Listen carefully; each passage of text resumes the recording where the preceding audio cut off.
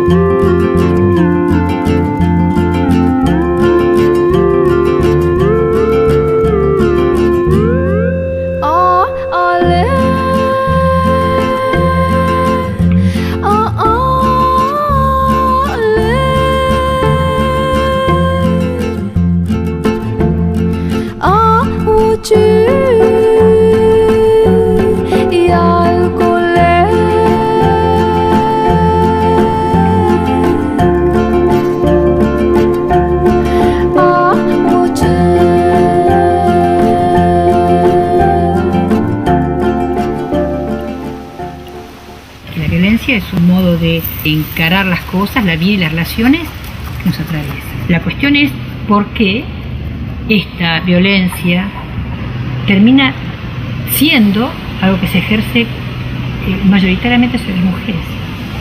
En la medida en que la sociedad fue complejizándose, ese cuerpo femenino se transformó en un objeto que tenía que ser poseído, controlado.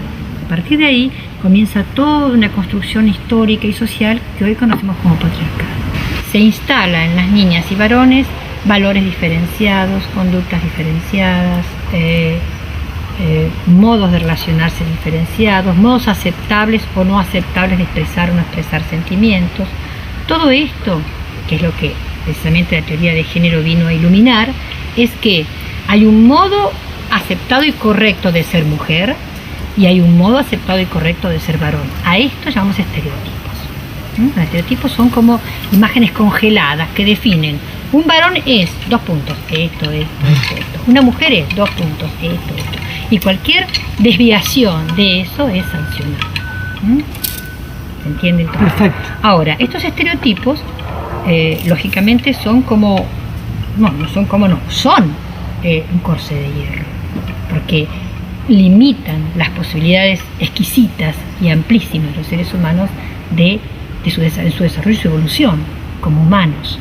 Ahora, en la medida en que son estereotipos, son funcionales a la estructura patriarcal. Tienen que seguir existiendo.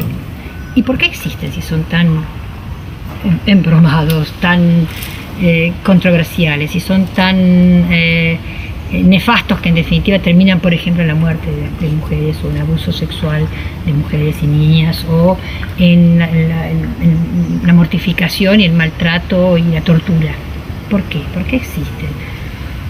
Primero porque son funcionales y existen además porque se sostienen, son sostenidos a través de la socialización.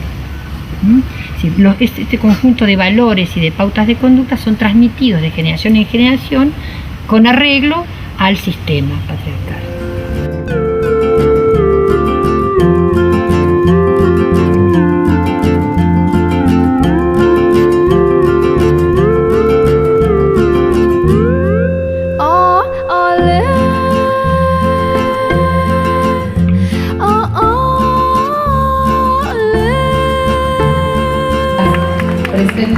Los presentes. Te contamos que estamos en FM 103.7.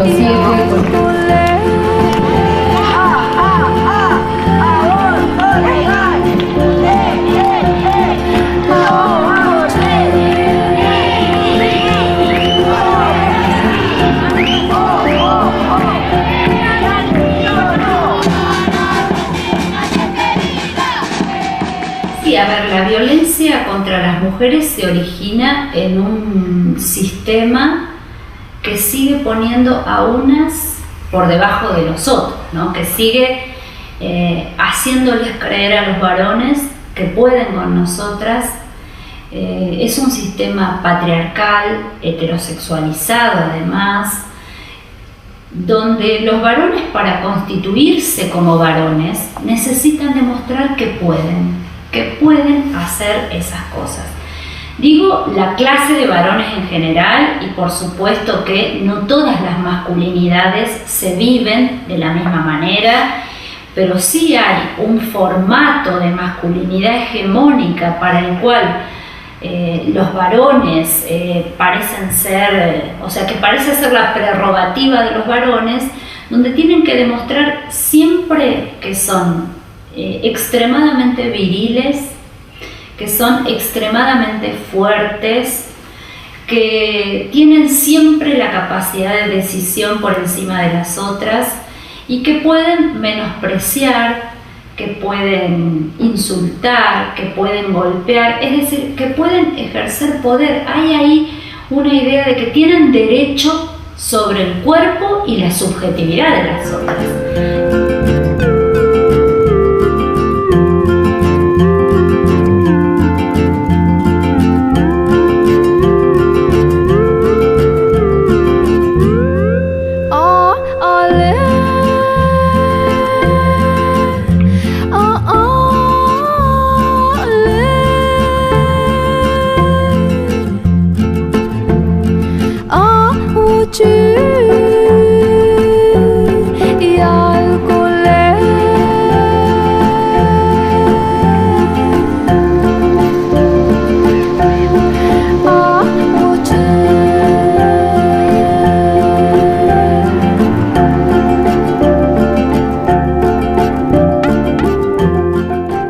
cuando el cuerpo de una mujer pasa a ocupar el lugar de objeto manejable, manipulable, donde se lo puede sacar, poner, a correr, subir, bajar, este cuerpo hasta también facilita la posibilidad de lo simbólico sea golpeado, sometido, violado, porque se naturaliza desde los medios de comunicación, desde la publicidad, se naturaliza el cuerpo de la mujer como una cosa. Cuando la mujer comienza a cobrar, ya hace unos años, estos lugares que supuestamente desde la cultura estaban asignados para el hombre, creo que es donde se empieza a generar mayor virulencia en la reacción masculina frente a esta mujer. Y bueno, me parece que esto es lo que ocasiona y generan estos altos índices cada vez más. En todo el mundo lo estamos viendo, en nuestro país en particular es terrible. Cada vez estamos hablando de que en el año 2010 ascendió un 12% la muerte de mujeres, o sea, esta denominación de femicidio a manos de sus esposos, ex esposos, parejas, padres. Estamos hablando de arriba de 200 y pico de muertes que se produjeron en el año 2010, de mujeres, niñas y ancianas. Yo estoy convencida de que los varones siguen haciendo eso porque pueden hacerlo, porque hay un sistema que les garantiza la creencia de que son superiores a nosotras, porque hay una justicia que les garantiza impunidad, y la justicia, los fallos judiciales son sentencias pedagógicas y sociales y políticas. No es a un varón en particular. Cuando a un varón en particular se le da 5 años y se lo justifica con la emoción violenta, se le está diciendo a la clase de varones que pueden seguir golpeando porque no van a ser castigados por eso. Hace muchos años, en una conferencia que tuve oportunidad de dar, viene una periodista y me pregunta ¿por qué la mató? En un caso muy sonado. Yo le pregunté, ¿por qué? ¿Y cómo por qué? Porque pudo. La mató porque pudo. Porque si hubiese existido en toda esta red compleja de actores y de procesos que estamos viendo, hubiese habido dispositivos que o que pongan límite o que de alguna manera muestren otras opciones, otras salidas, eso hubiese sucedido. Por ejemplo, que ponga límite me refiero que efectivamente la sociedad condenara al asesino, que los jueces juzgaran a los asesinos y que las víctimas tuviesen derecho al resarcimiento, a la reparación. Como esto no existe, como está instituido todo lo contrario, puede. Y esto es, a mi criterio, por falta de una política de Estado, más allá de que haya una ley. La ley hay que llevarla con acciones concretas e impactantes. Y yo creo que esto no es lo que está claro. No es lo que se está dando. Hay una intención, pero frente a la escalada que venimos sufriendo, me parece que no nos alcanza, que la intención es bastante pobre.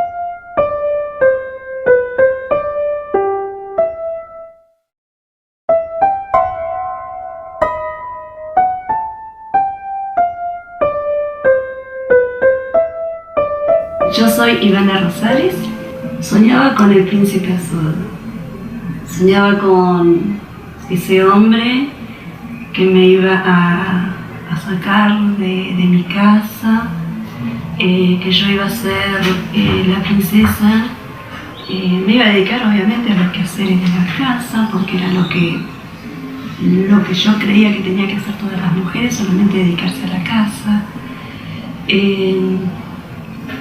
estar bien siempre vestida para él, bien arregladita para él, y tener hijos, tener muchos hijos. Yo esperaba encontrar al príncipe azul que todo el mundo, en los cuentos yo leía que existía. En Italia, alrededor de 1 millón de mujeres exigieron la renuncia de Silvio Berlusconi.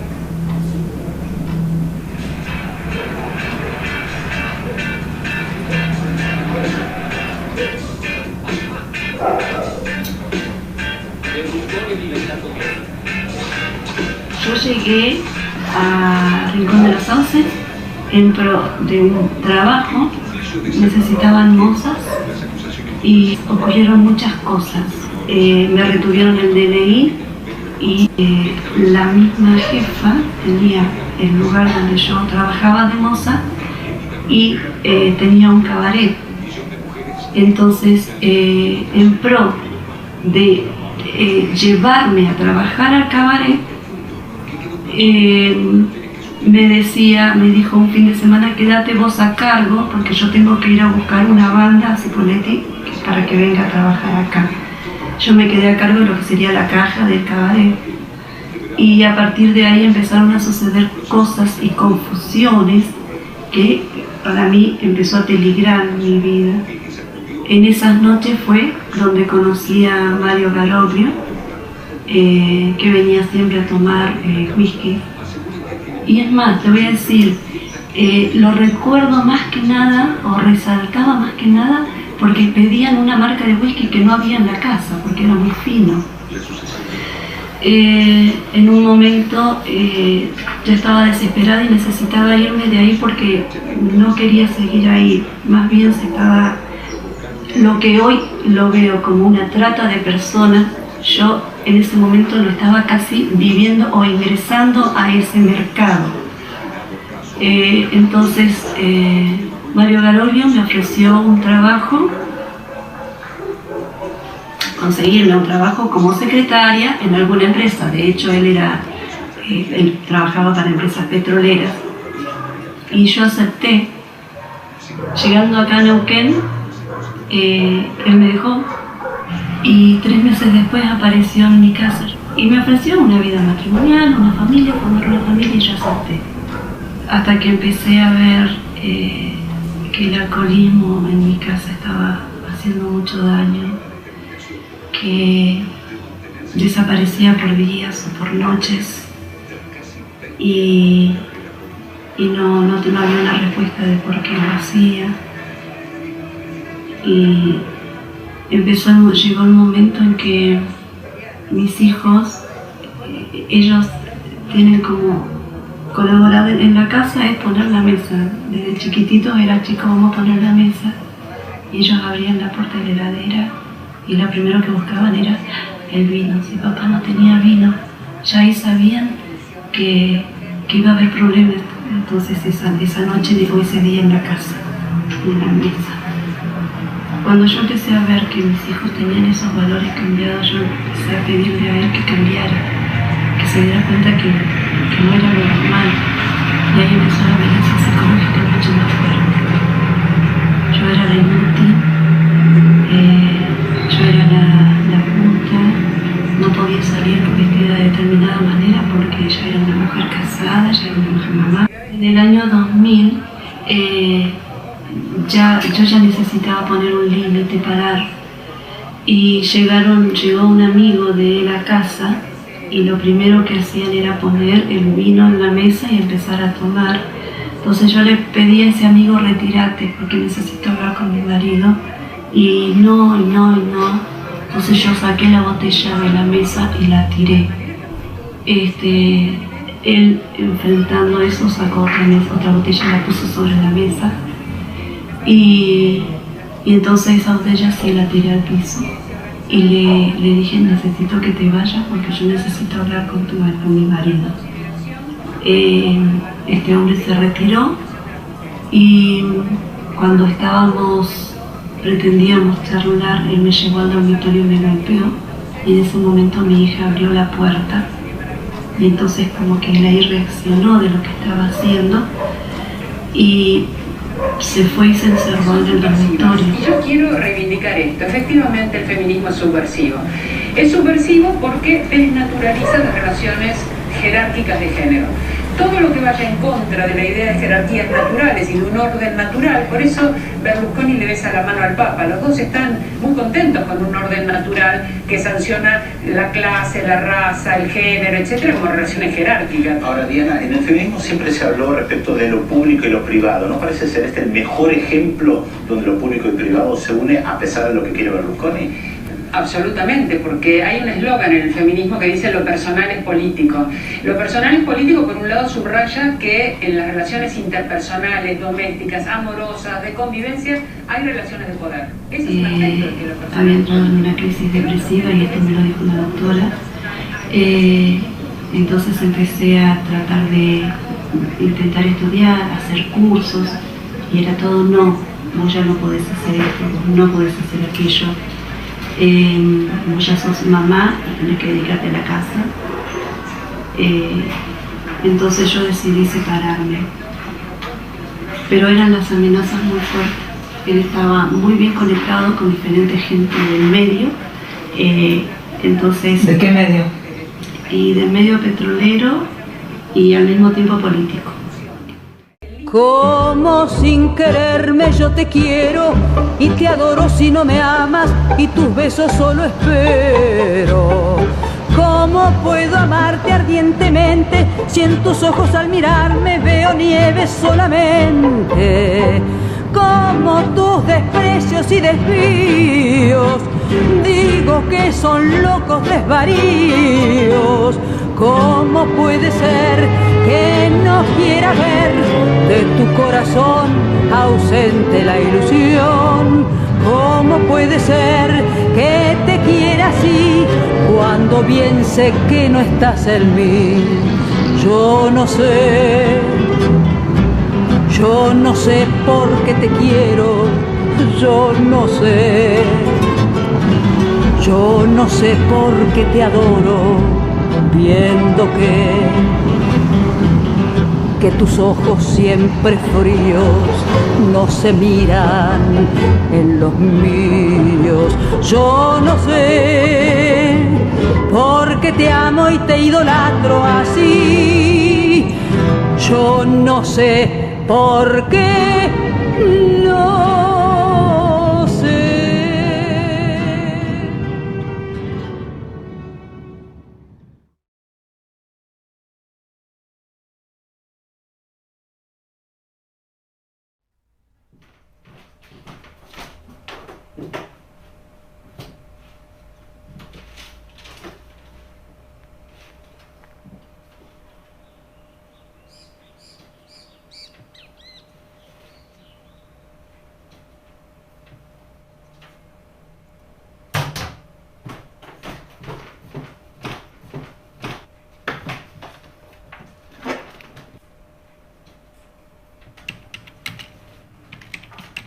En las redacciones de los diarios estas noticias siguen siendo dadas en esta sección, ya te digo, no conforman los temas fuertes de las líneas editoriales ni de los temas de opinión.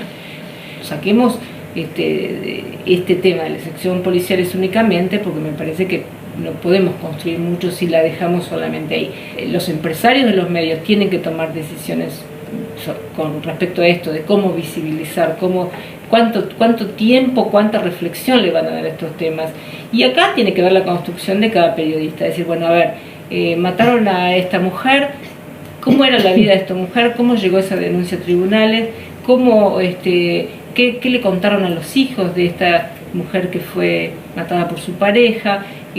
¿Qué hace la escuela ante esas temas? Entonces vamos como expandiéndonos a otras secciones de los diarios. Tiene que aparecer en el tema cultura, tiene que aparecer en los deportes. Fíjate que hay un montón de situaciones vinculadas a la violencia y violencia sexista que se podrían trabajar muy bien desde esta sección, o bueno, en sociales, pero bueno, sacarlo un poco de ahí como para dejar de hacer este problema un problema tan acotado.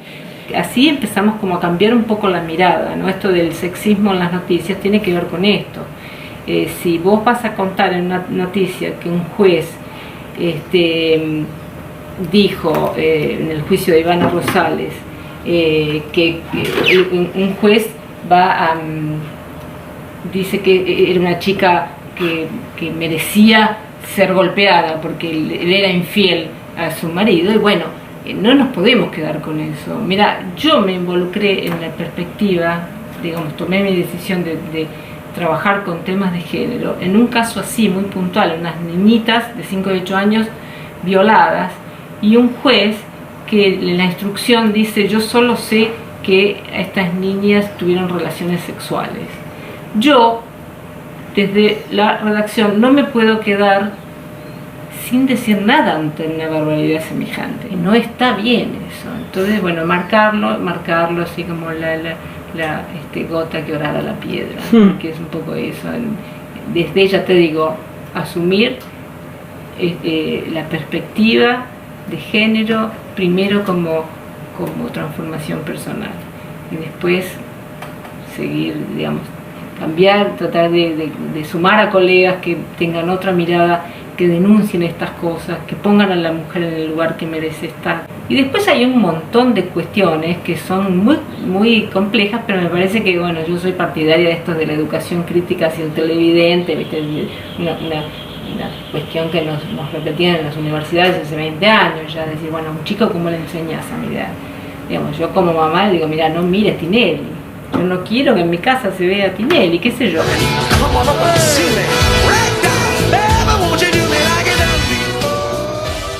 Fíjense la incidencia que tienen los estereotipos en la construcción de las relaciones violentas, y cómo la educación y los medios de comunicación tienen una incidencia.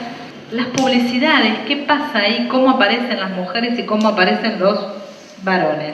Porque los medios refuerzan estos estereotipos y refuerzan estos modelos, es decir, entonces contribuyen a la violencia simbólica aunque no lo reconozcan. En Argentina, los feminicidios no son temas de análisis, como bien decía gráficamente el compañero, se relatan como un hecho policial más, como un choque, como allá veíamos, como si fuera un robo, digamos, hay que pensarlo de otra manera para que se convierta en un hecho social y político. En general es un hecho policial más. Tienen un tratamiento sensacionalista, digamos, se mete en la intimidad, se da espectacularidad. Allá me pareció ver una mano levantada. Entonces empieza dándole mucha hincapié lo espectacular del hecho que ocurrió mientras la gente estaba comprando en el supermercado, y a lo último, recién cita de que la amiga, en el último párrafo, que la amiga había dicho que él la estaba amenazando desde hace ya varios días, mandándole mensajitos de texto y demás. Que dice, ahora es tarde, cuando ya hace tiempo que estaba viviendo esta situación y todo el mundo lo sabía, bueno, nos terminó matando. Lo que yo digo es que hay que trabajar desde el recorte que se hace del hecho, desde dónde te parás para mirarlo. Vos no lo podés obviar el hecho porque el hecho sucedió, pero desde dónde lo relatás, con las palabras que lo relatás, las fuentes que elegís para contar ese hecho, las imágenes que elegís, todo eso hace la construcción. Ningún medio puso violencia contra la mujer en el caso Nora Dalmazo. ¿Qué diferencia tenía con otros casos que sí ponen violencia familiar, por ejemplo? Lo que por ahí se ve como una crítica en todas estas cuestiones es que ninguno de los tratamientos hace alusión a la raíz del problema, digamos, los muestra, los relata, los cuenta, pero hay pocas observaciones que al menos dejen picando esta cuestión de que la violencia es una cuestión estructural, que es una cuestión cultural. En el caso que ustedes tenían, incorpora la columna de opinión, pero ese es un diario, digamos, nuevo, con una mirada distinta de la realidad. Por eso ahí reafirmo que es una opción política trabajar con una perspectiva o enfoque de género. ¿Por qué es política? Porque cuando un periodista o una periodista decide hacer periodismo con perspectiva de género, se pone de manifiesto que las cosas no funcionan así y hay que cambiarlas para que la sociedad sea más justa, para que sea más igualitaria y para que sea más equitativa. Y para que lo que es la violencia contra las mujeres desaparezca. Si modificamos esas relaciones asimétricas de poder, la violencia no por una cuestión mágica desaparece, sino por una construcción que hacemos como personas, ¿sí?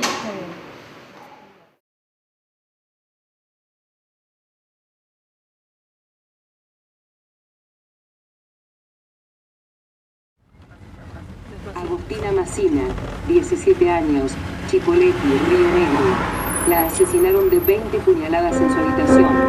El sospechoso es Alex Hernán Barrientos Velázquez. Liliana Beatriz, 30 años, Puerto Bermejo, Chaco.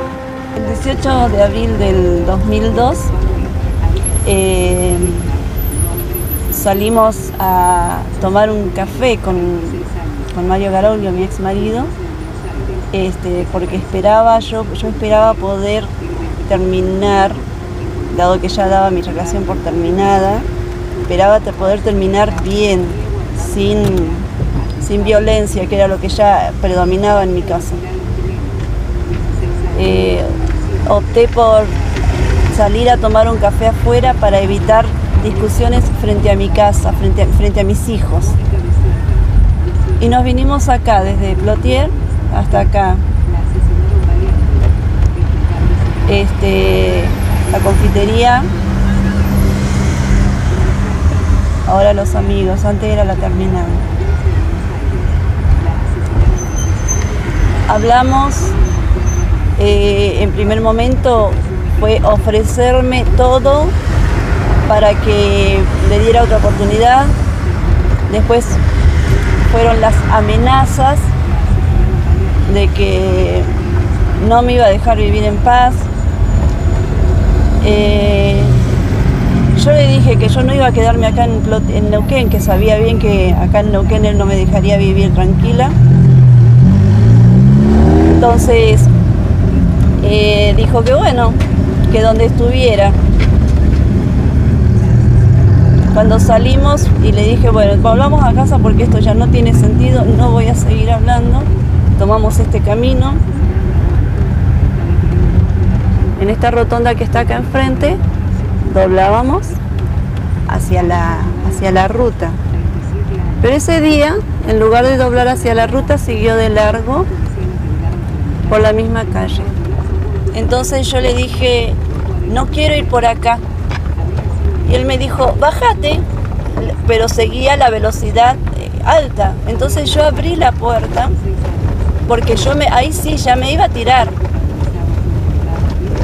Y más o menos acá, en esta altura, plantó los frenos. Cuando yo me iba a tirar, abrí la puerta y se me cayó el bolso que tenía. Cuando él plantó los frenos, el envión, el movimiento del auto hizo que mi cuerpo entrara y entonces sacó un cable que tenía en la puerta, en la orilla de la puerta, y me lo rodeó por el cuello.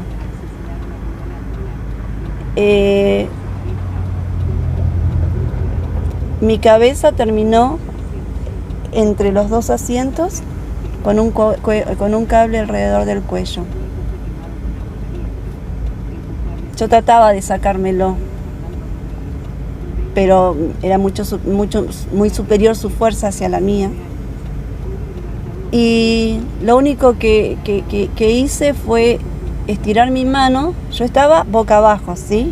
Entonces yo estiré mi mano y me agarré de la bocina del auto.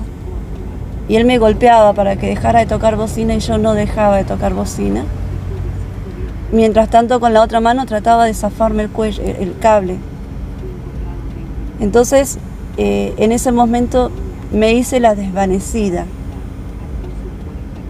Él se bajó, creyendo que yo estaba desvanecida, y me pegó el tirón. Yo no estaba desvanecida. Mi cuerpo estaba desvanecido, pero yo estaba consciente. Entonces, cuando pegó el tirón, yo traté de incorporarme y salir corriendo. Pero él me agarró puso mi cabeza contra el piso, contra la tierra, agarró una piedra y me pegó. No una vez, me pegó unas cuantas veces. Acá quedó un charco de sangre y en ese momento un vecino que vive por acá enfrente salía en su auto a buscar a su hijo. Así que vio que algo pasaba. Y si bien no se detuvo, continuó hasta el aeropuerto. En el aeropuerto, me olvidé decirte que también hay una comisaría. Entonces dio aviso en esa comisaría de que algo raro estaba pasando a esta altura en un Ford Fiesta, color gris. Cuando llegó la policía, obviamente nosotros ya no estábamos. Él se dio cuenta de que el auto podría haber visto algo. Entonces, cuando terminó de golpearme la cabeza porque creía que me había matado, me metió en el baúl del auto. No había tantas luces, me metió en el baúl del auto, yo semi inconsciente, y continuó. Yo me imagino que continuó por este camino.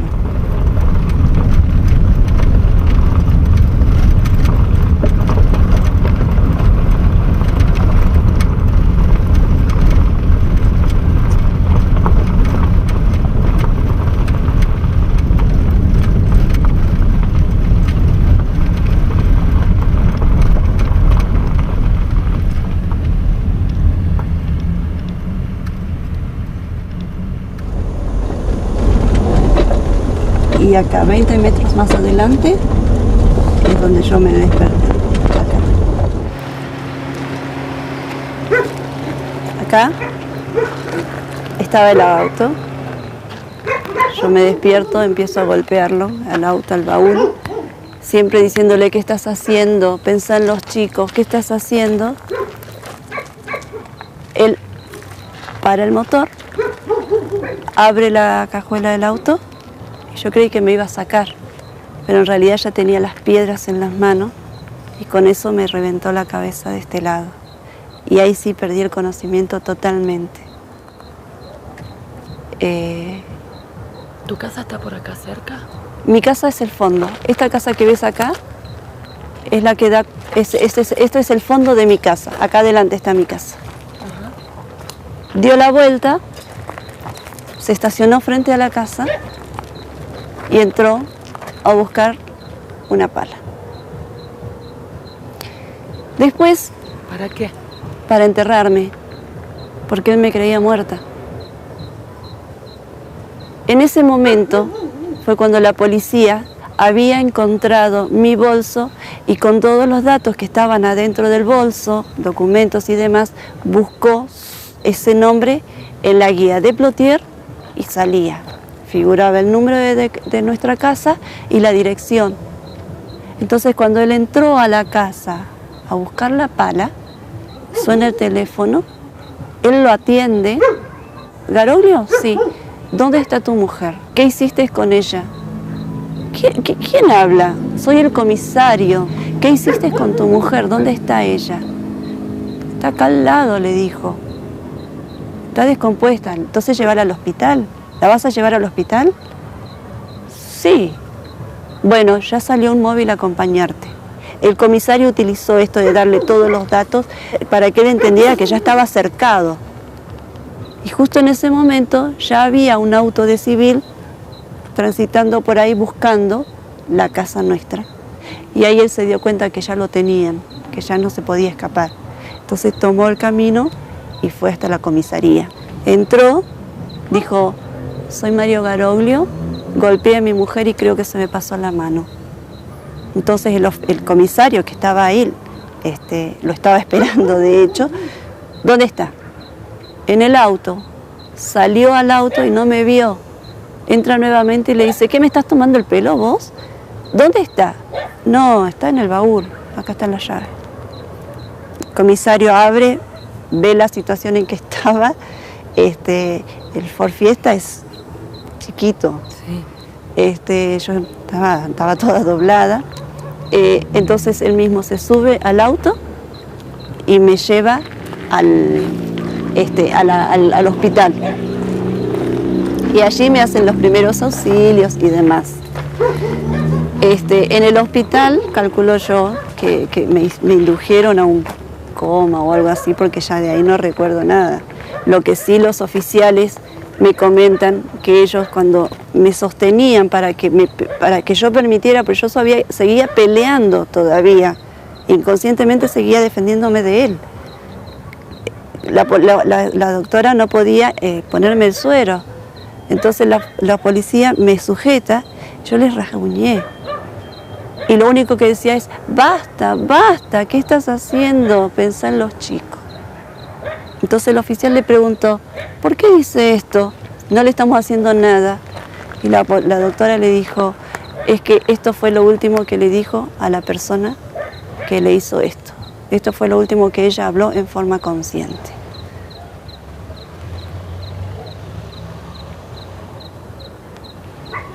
¿Y ahí terminó?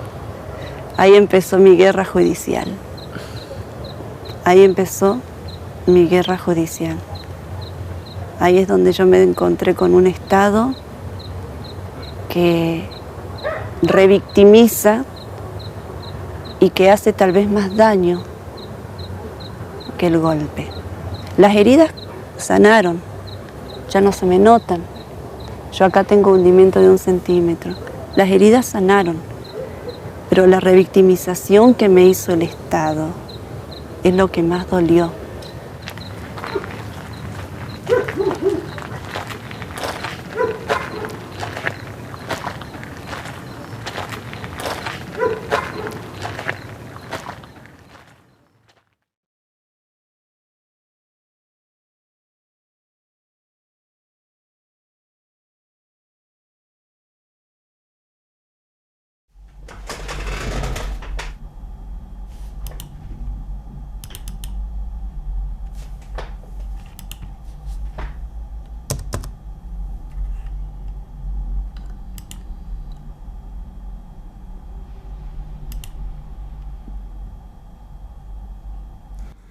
Bueno, esta sentencia, como otras tantas y la mayoría de sentencias en Argentina, sí tiene claras manifestaciones sexistas. Se centra la mirada en la conducta que hizo la víctima, en la actividad, en la vida, en el pasado de la víctima, y jamás centra su mirada o su punto o el eje en el victimario, en Garoglio.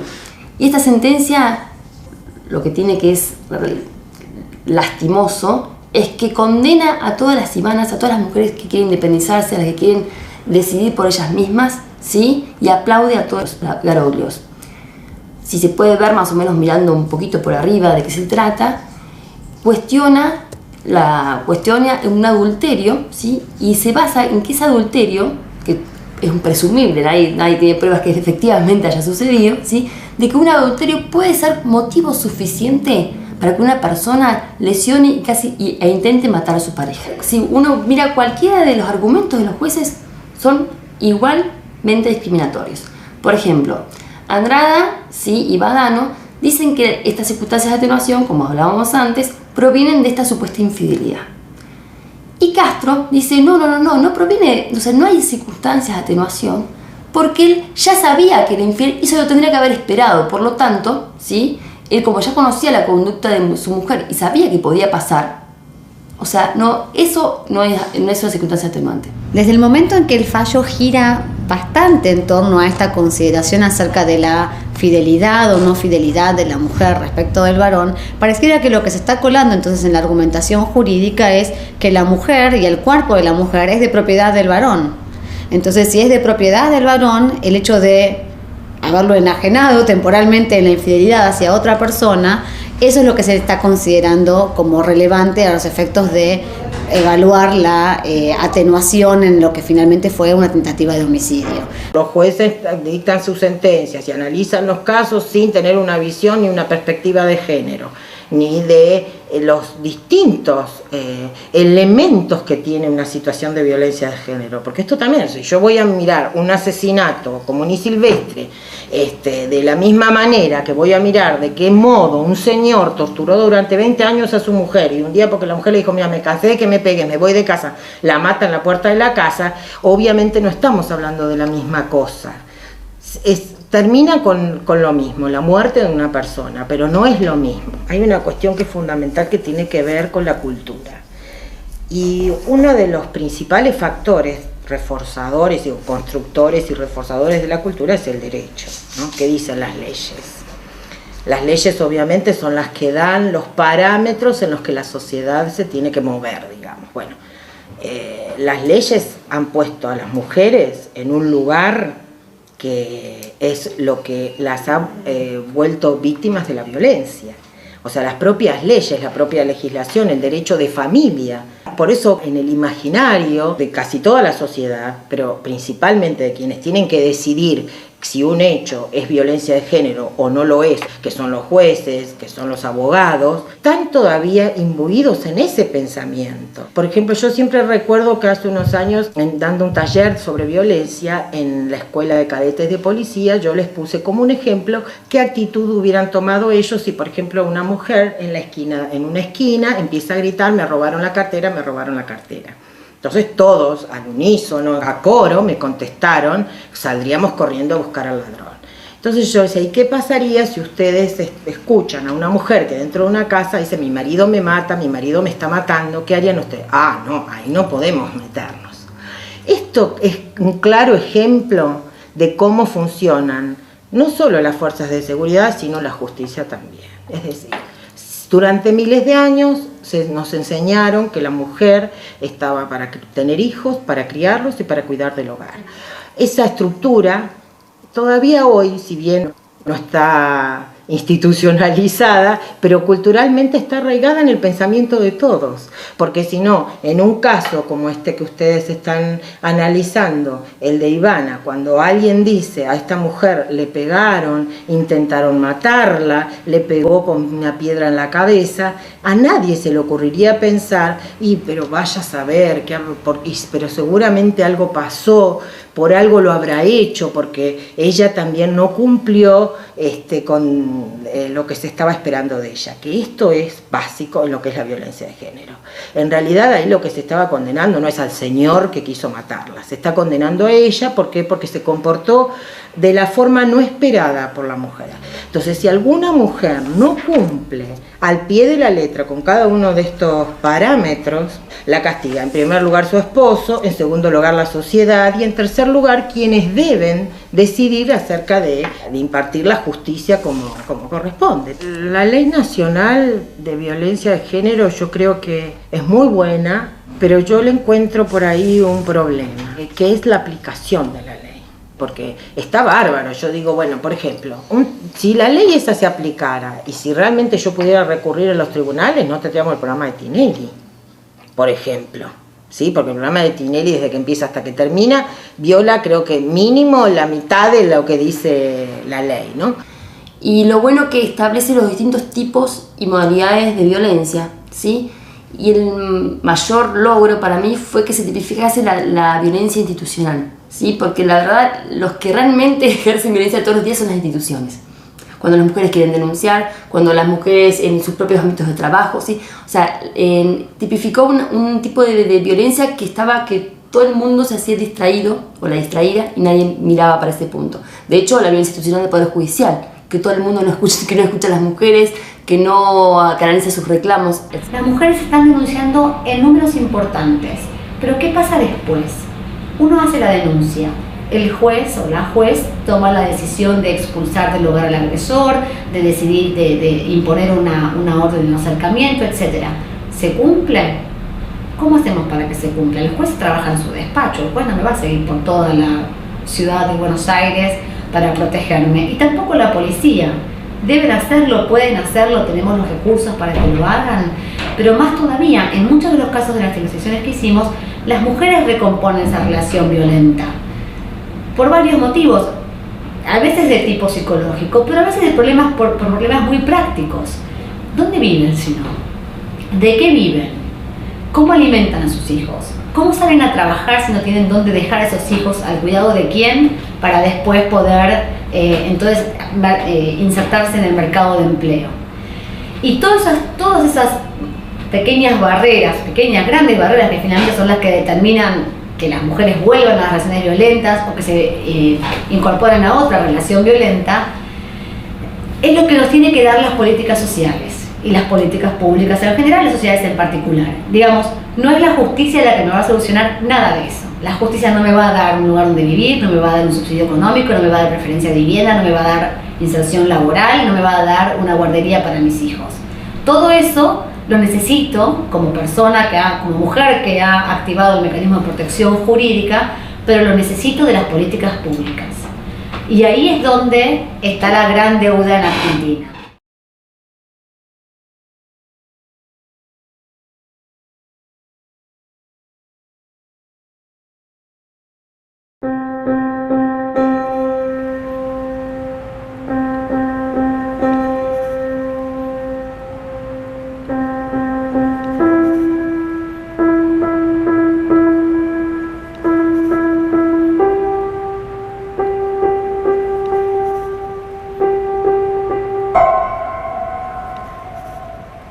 Yo lo fui recabando todos estos datos porque cuando a mí me dan de alta, yo estuve conviviendo 2 meses con la policía acá. Entonces cada uno me iba contando cómo habían intervenido esa noche en lo que era mi causa. En 2 años, 200.000 hombres firman la adhesión a la campaña y hoy se expande a más de 80 países en todo el mundo.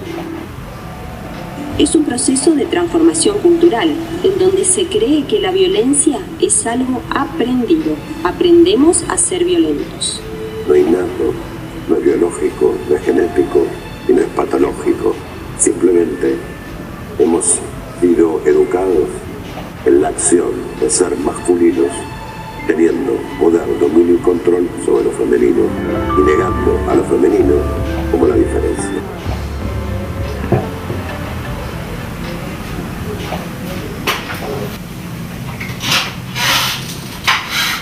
Calor. Y un día me desperté y estaba en el Castro Rendón.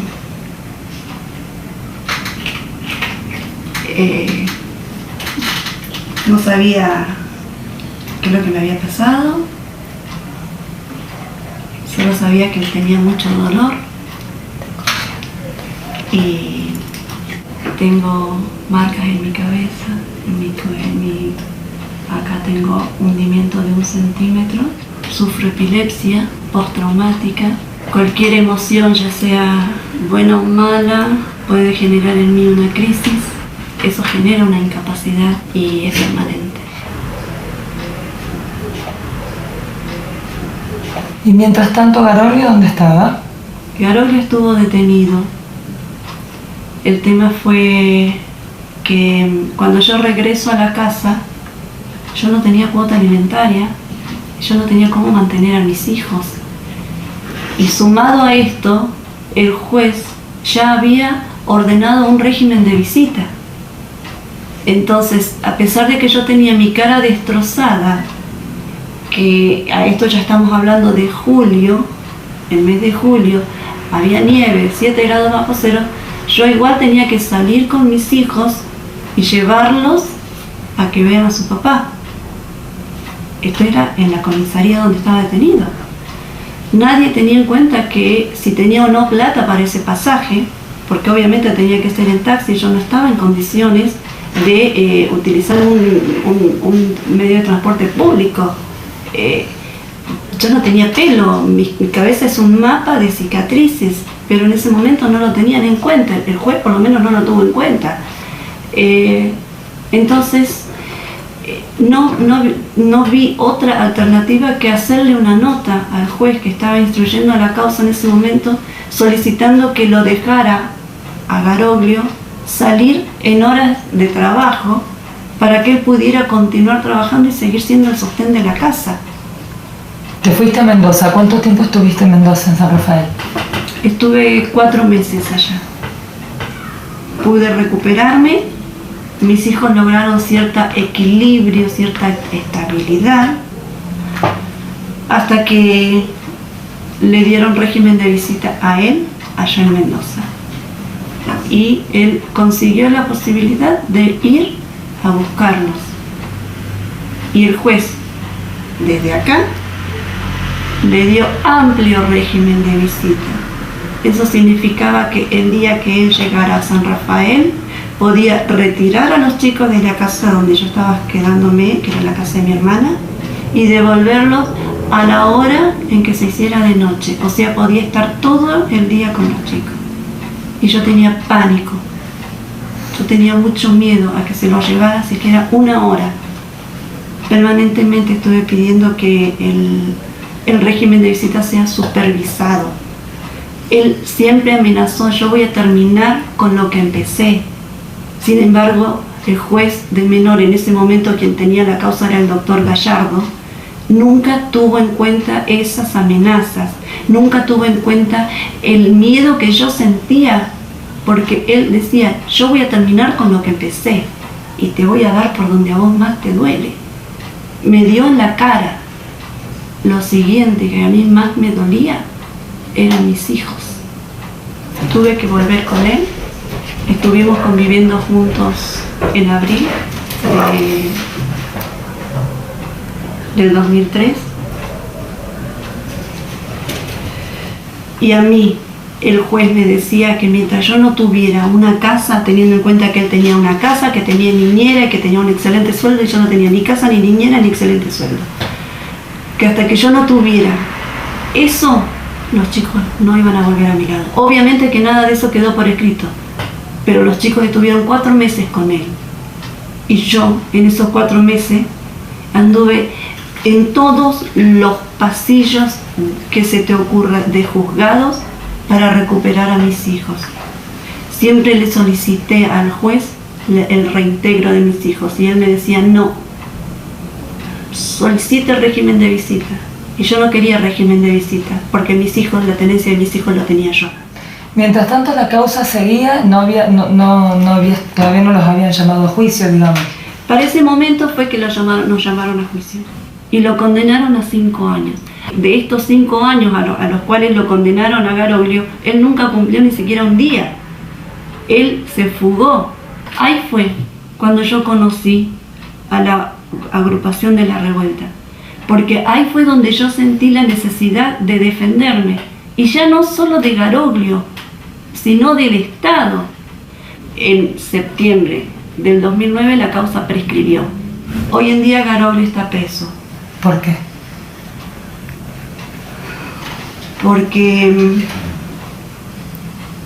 en esos periodos de regímenes de visita, que nunca se suspendieron, porque Gallardo así lo quiso, él abusó de mis hijas.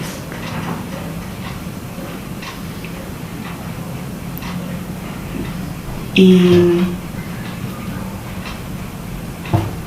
cuando regresan a mi lado, después de 4 meses, porque yo no tenía casa, no tenía trabajo, tenía que estar con él. Cuando regresaron a mi lado, porque había conseguido trabajo, había podido alquilar una casita y demás, pese a que tengo mi casa, pero él la había vendido, empezaron un tratamiento psicológico y la psicóloga me dijo: a esta niña le pasó esto.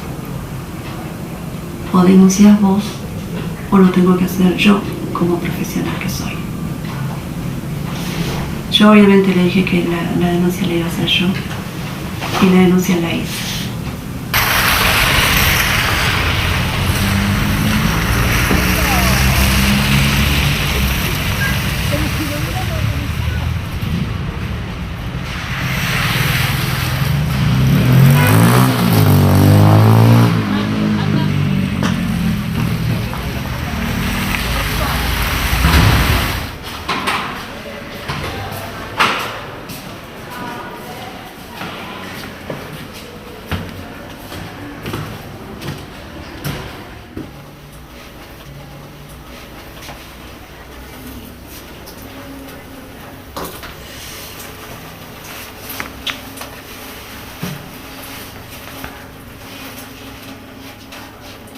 Hoy trabajo en la municipalidad, empecé limpiando oficinas, pero seguí preparándome y hoy en día estoy en el área de comisiones vecinales, organizando talleres en las diferentes comisiones vecinales, talleres sobre violencia, porque hay mucho desconocimiento, hay mucho desinterés.